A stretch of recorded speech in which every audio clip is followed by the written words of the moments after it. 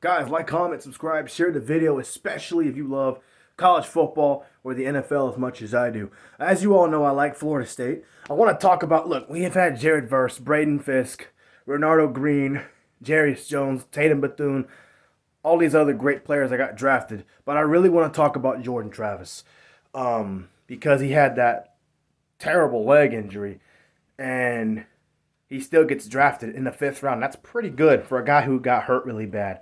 I have no doubt that he's going to be a great quarterback one day, regardless of the injury. Because, look, yes, he's fast.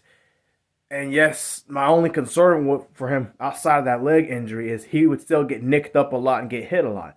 But what I liked about Jordan Travis is, yes, he's an athlete. And the system that he's going to relies on athletic quarterbacks. Aaron Rodgers, Tyrod Taylor.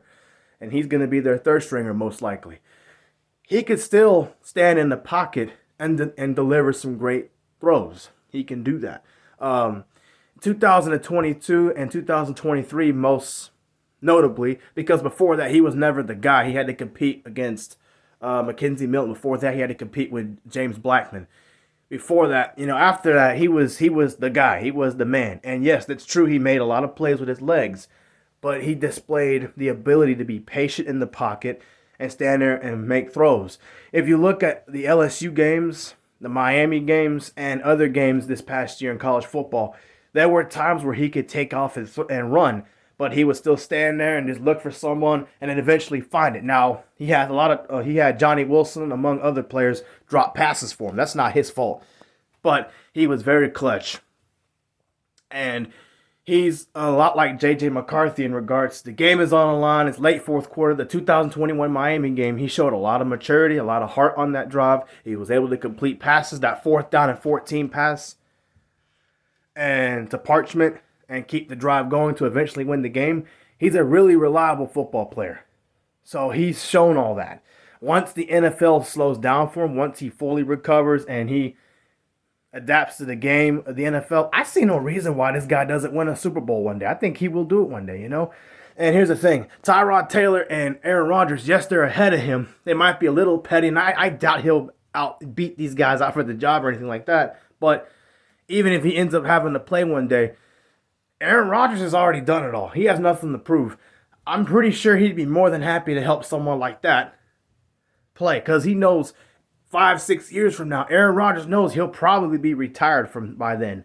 Not to say he can't play another 5 or 6 years. Anything's possible.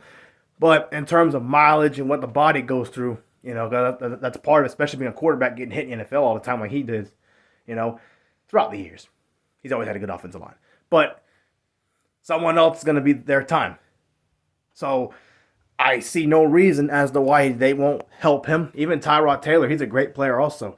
I see no reason why they don't want to help him and give him a chance to have his time one day because those guys will be gone before he is.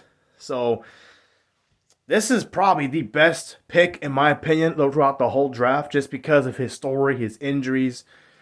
And again, yes, he's an athlete, but a lot of athletic quarterbacks tend to take off and run before they sit there and have the pitches to go, okay, who's open? And then throw it. And he can throw downfield.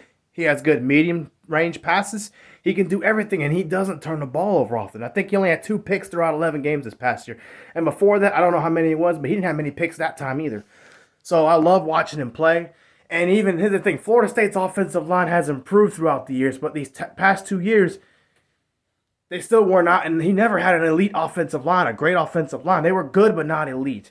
And he was still able to escape pressure when he needed to and throw on the run or at least run for a first down, or he knew when to throw the football away. So that was huge for him. And I actually thought he would regress as a passer, and he didn't. So definitely just make sure he's healthy, give him good protection, and he'll win a lot of games for you.